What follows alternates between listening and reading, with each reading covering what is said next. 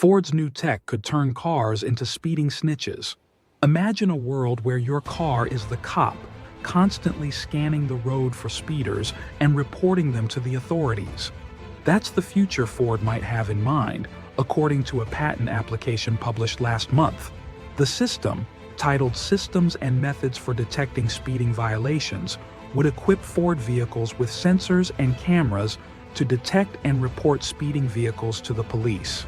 Here's how it would work. Onboard sensors would monitor the speed of surrounding vehicles.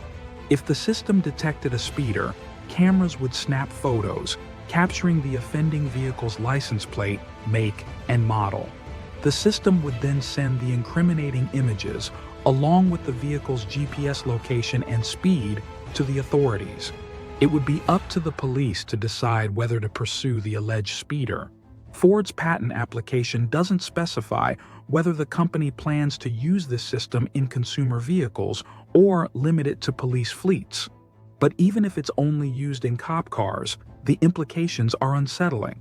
We're already living in a surveillance state, with security cameras and license plate readers monitoring our moves. Do we really need our cars tattling on each other too? The rise of automotive surveillance technology has privacy advocates sounding the alarm.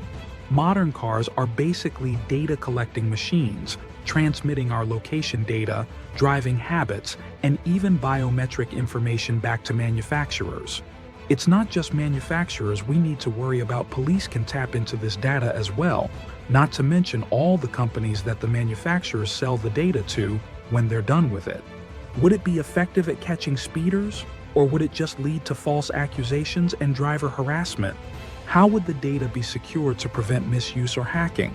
And what about the privacy implications of having our cars constantly monitor and report on those around us?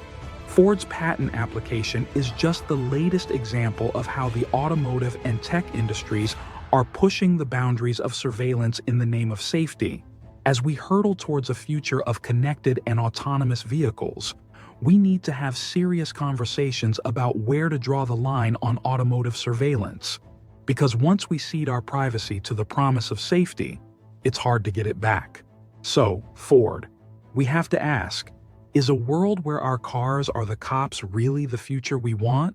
Or is it just a recipe for a surveillance nightmare on wheels?